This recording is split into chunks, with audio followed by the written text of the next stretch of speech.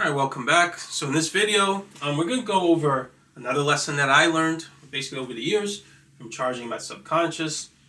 And it has to do with the process of healing, right? So the process of healing through the application of negative memory.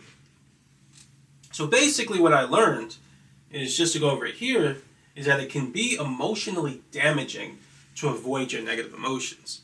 And it sounds very counterintuitive, right? Of course, negative emotions generally, not only do they cause us to feel bad, but they'll kind of alter our perception and make it seem logical to do bad things, right? So of course you want to avoid them. But not really, right? So that's kind of what I learned. And it pretty much lines up with what I learned later about the purpose of life and things like that. There's a reason God gave you negative emotions. We won't talk about that in this video, but ultimately the idea is that avoiding your negative emotions is not always the best idea. So why is that? Well, just to kind of explain it a little bit, years ago, right? So this was before I even started really studying the subconscious. I kind of started to have this philosophy because I was always a very positive-minded person, right? I was always one to think positively. I kind of never liked negative emotions, really to a fault that actually kind of caused problems for me later. But I was never really, I just never liked negative emotions, and I always wanted to stay positive, right? And eventually I kind of got the idea of, like, I told myself that negative emotions were useless. They didn't do anything, right? They have served no purpose other than making you feel bad, which is not correct. But I got the idea that they served no purpose other than making you feel bad, so there was no point to them. So what I got in the habit of doing is just trying to feel good about everything. Even when something bad happened, I'd be like, hey, what's the point in feeling bad about it? I can't change it by feeling bad, so I'm just going to feel good. I had the idea that I could still work toward changing it it would be better to work toward changing it or responding to it with a positive feeling than a negative feeling. So on the surface, it might seem a little rational, right? If I'm pursuing some change from the place of a positive emotion, presumably that would lead to better outcomes than trying to change it from a place of negative emotions, right? Which again, that's an oversimplified way of putting things, but I didn't realize at the time that's kind of what I was thinking.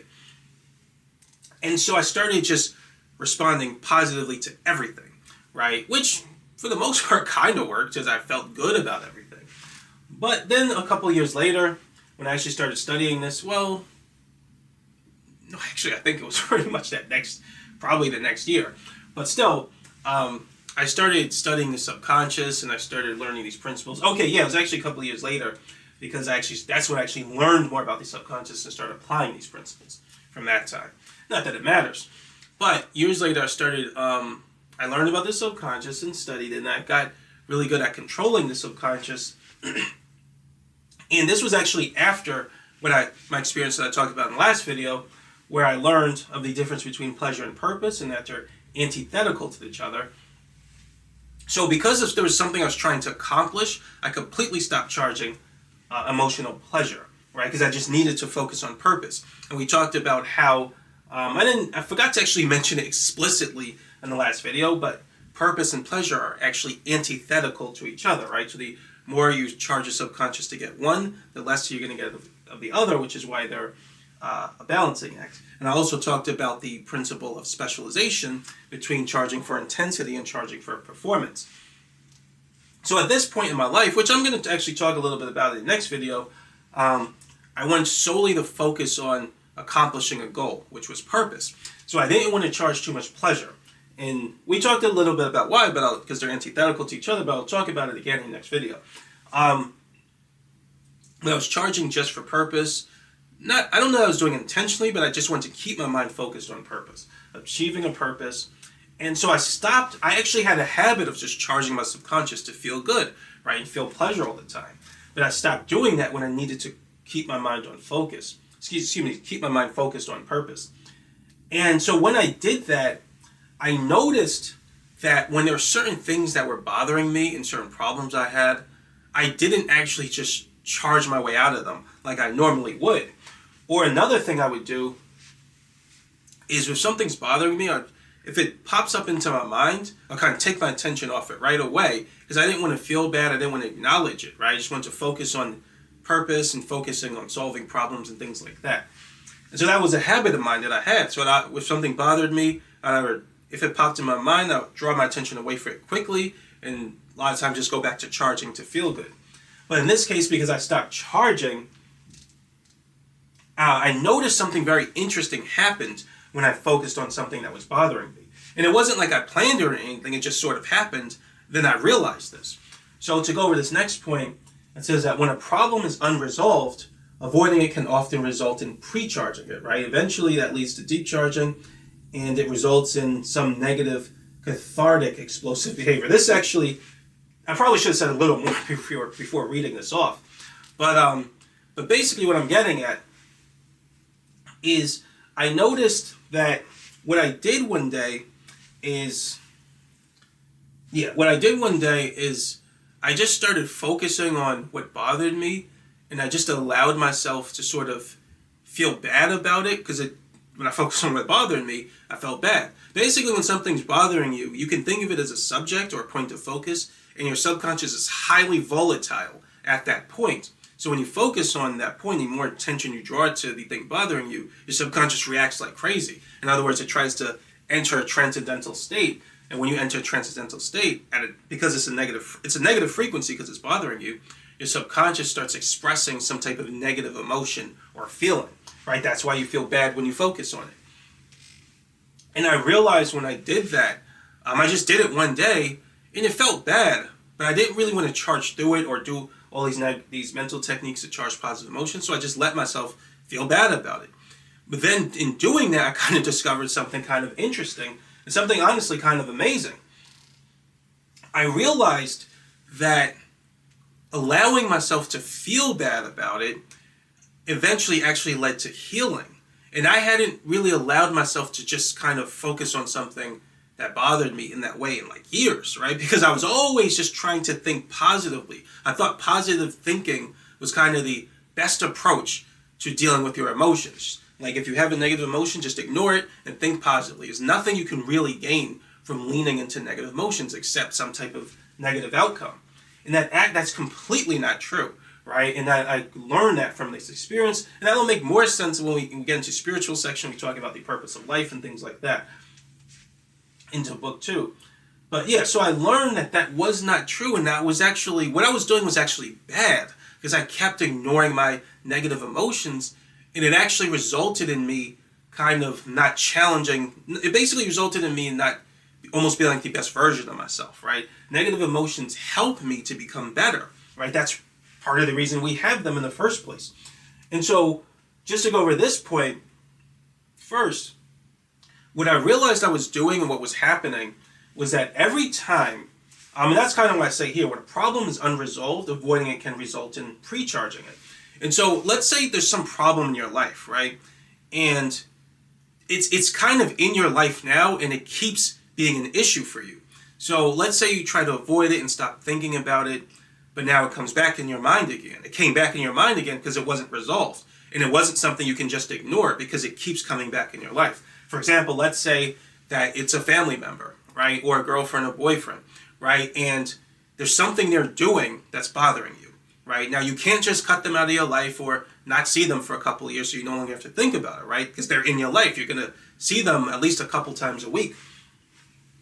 And so they'll do it again, and it bothers you again. And then when you're by yourself or whatever, or even when you're with them, you think of that problem again. And so in other words, it's unresolved, right? It's unresolved and it can't be ignored. Because if something can be unresolved, but now you can ignore it, let's say a person moves away, you will never see them again. Then it's unresolved, but you can ignore it. But there are certain problems that are unresolved and can't be ignored because they actively keep showing up in your life regularly. And when that's the case, you have a reason to think about it. There's a reason it's going to pop up in your mind. And that's what happened to me. And so it wasn't really with the person, though. It's just with something, a problem I had that I wanted to solve. And really with a goal that I wanted to achieve. And when I would think of that problem, right, I would draw my attention away from it because I didn't like the problem. It was like something I had to admit to myself that I didn't want to admit to myself. So I draw my attention away from it quickly. But the problem's unresolved now. Right, I'm focusing on other things to try to get away from that problem and pretend like it doesn't exist. And so because it does exist and because it's actively in my life, sooner or later, a couple of days later, it would show up again, and now I think about it again. And then I would repeat the cycle. Oh, I don't want to admit that to myself. I'm going to think of something else and draw my attention away from it. And as I kept doing that, what actually ended up happening is I started pre-charging it. So remember what we said about pre-charging. If you keep your attention on something for about 7 to 10 seconds, roughly 10 seconds, your transient negative memory doesn't reach, or negative memory is in a transient state where it takes about 10 seconds to reach full power, and it's virtually a subconscious entropy dead zone, right? And so if I focus on something for less than 10 seconds and take my mind off, it actually just kept charging. And it is possible to pre-charge, to deep charge in a pre-charging way. We're actually going to talk about that in book 2. But, so I kept pre-charging it, and what ended up happening is it started to deep charge. So eventually it leads to deep charging, and it results in some negative cathartic explosive behavior. So what I mean by that is if something's bothering you, and you have a reason to keep thinking about it, but you're trying to avoid thinking about it at the same time, what ends up happening is you think about it for a few seconds, then you stop. And then you think about it again. Once it bothers you again, you think about it a few seconds, and you stop. And it keeps pre-charging. And then eventually, your short-term memory becomes filled up with that pre-charge. Then it's in your mood, right? And what happens is it starts to charge. Your subconscious starts to become so volatile, right? Because you're not solving this problem. It becomes super volatile to this, when you focus on anything bothering you, that eventually, let's say it happens like one more time, right? You might just explode because of all that emotion and for the intensity of the strength of the compulsions you feel, as well as the altered perception, everything, right? The moment you focus on that one thing, your subconscious, it spikes in volatility, and you feel all this emotion and all this compulsion and all this altered perception, which alters your logic and what's rational to you, that you might just explode in some behavior. And you see this when people sort of explode with anger in terms of something that was bothering. Let's say you keep interacting with somebody and you keep doing like this thing that annoys them every time you see them, but they don't say something to be nice. And it keeps bothering them, and it keeps bothering them, and it keeps bothering them. It's because they're pre-charging it. They think about it for a moment, then they stop. Or they may even think about it a little longer and sort of main charge it, but they don't say anything. So it still builds up in negative memory. It still builds up in their short-term memory.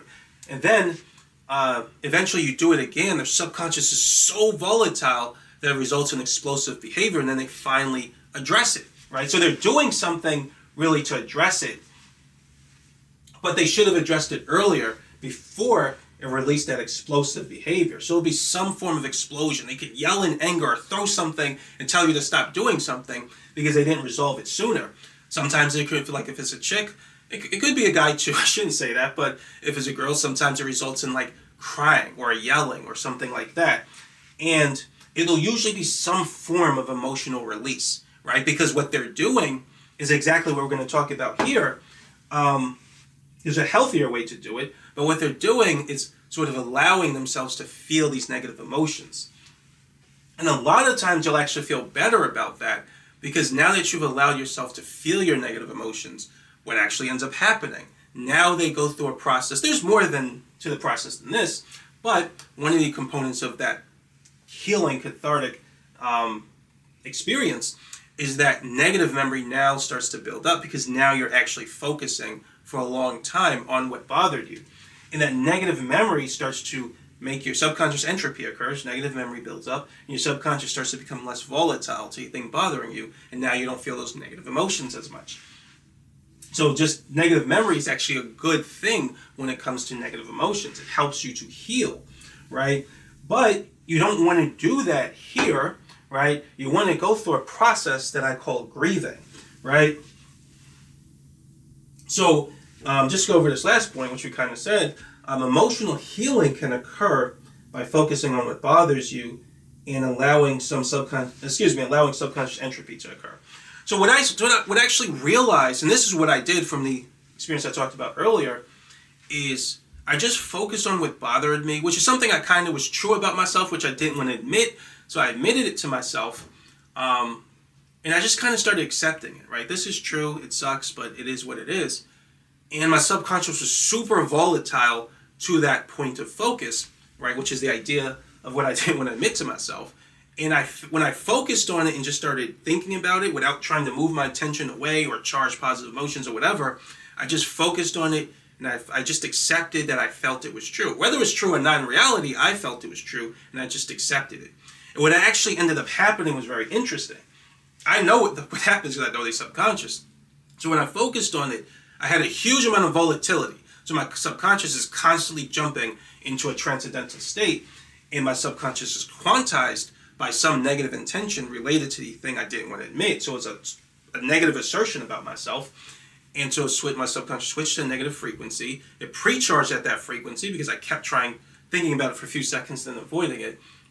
But when I just kept my intention on it, it went past the transient memory phase.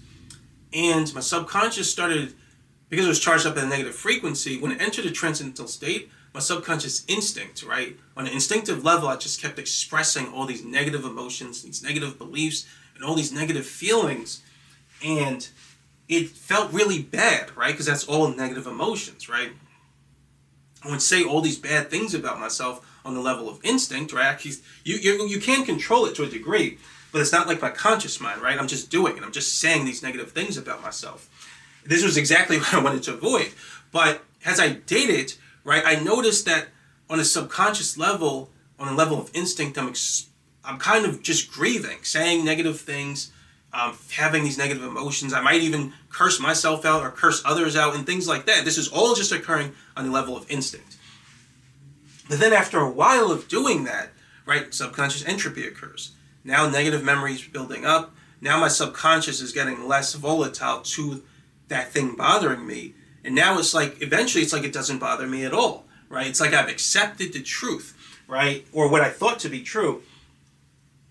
And now my subconscious, it's like it can now charge much more easily at a positive frequency while focused on its truth. Now I can solve the problem more productively, right? And so what I'm really getting at is that negative memory can help you, right? And it can help you when it comes to negative emotions.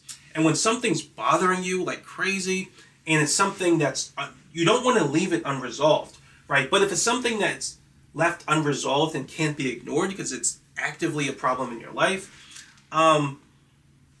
it's good to actually allow yourself to go through this grieving process, right? Just assert the thing that's true, right? It could be something, like I said, that you feel about yourself, or it could be someone bothering you. If it's someone bothering you, it's a little different, but if it's something you feel bad about yourself, just allow yourself to feel bad about it. And then on the subconscious level of instinct, your subconscious is going to say all types of crazy things and express all types of negative feelings, right? But you don't want to act on it, right? And that's what happens here. So if you're interacting with someone, you have negative explosive behavior, negative cathartic explosive behavior, right? It could just show up in some way that's very unhealthy for your relationships, and you may do something bad to yourself as a result of this explosive behavior, which you don't want to do. What you really want to do is do it more mentally, right? So you mentally focus on what's bothering you, and just allow yourself to feel bad. Now, on the level of instinct, your conscious mind, the interesting thing is your conscious mind is kind of just observing what your subconscious mind is doing. You may not even feel these things on the conscious level or think them, but your subconscious does. It's going to express it in itself in a certain way because of these negative frequencies, because of how you charge it. So I've actually done this. I'll just watch my subconscious sort of, which basically means on the level of instinct, when I enter a daydream, I just feel the urge to express all these negative emotions. And there's a lot of negativity, right? It's negativity that's within myself, and it built because I left some problem unresolved. So like I said, I may curse myself out. I may say highly negative things. It's just kind of interesting to watch that negative side of myself, right? But it's a part of us, right? And it's there for a reason, right? Which you'll talk about more in the second book. But that is a part of yourself, and you have to sort of almost give it a certain amount of respect, right? And so you allow yourself to feel it, to express all these negative feelings and negative urges, right? You let your subconscious get it out, right? And you'll kind of see how deeply your negativity goes. It's not evil, though. Evil is something different. I never did that and have evil compulsions. I just had negative compulsions, and that's why I call it grieving. But when I've done it for like maybe a day or two, and then when subconscious entropy starts to happen, it starts to happen. Now it's becoming much more it's much more easy for me to feel positive, right? So I can feel better, charged positive frequencies more easily. In other words, my subconscious instinct sort of got all its grieving out, and now it's healed, right? I feel better, and now my subconscious actually wants to charge in a more positive way and behave more productively, right? And what actually ends up happening, I notice, is when I allow myself to feel bad in that way, it's almost like now I can shock charge positive feelings and a more positive way of solving problems, because I focus on the negative way so long through the grieving process, right, which is about 1 to 2 days, where I just focus on the negativity and I just allow my subconscious to feel bad. I can sort of I acquiesce to the urges to express negative thoughts and feelings, and I just let my subconscious do it until subconscious entropy starts to kick in, and my subconscious just doesn't want to do it as much anymore. So I hope I explained that right, but yeah, it's good when you leave a problem unresolved like this. It's not good. It's going to build up in your subconscious mind. You're going to keep charging it, and then if you don't get control of it, it's going to result in some explosive behavior, which, although cathartic, right, could really cause problems for you in the real world. It's better to sort of just mentally focus on the negative feelings, allow yourself to grieve, and then start to feel better and try to actually solve the problem in a productive way. And if it's a relationship, you can try to focus on talking to this person and trying to solve the problem productively that way. You don't want to really go through this route here with the explosive behavior. So yeah, that was just something I learned through my experience with dealing with subconscious energy, and that I thought was useful and important to talk to you guys about. Next video, I think we're going to talk about what I call transcendental productivity, which has to do with the long-term effect of charging subconscious energy and how it can actually change your body to actually become, in a sense, a better worker or more productive. That was an interesting experience I had too. So yeah, but that's it for this video. So thanks for watching, and I'll see you next video.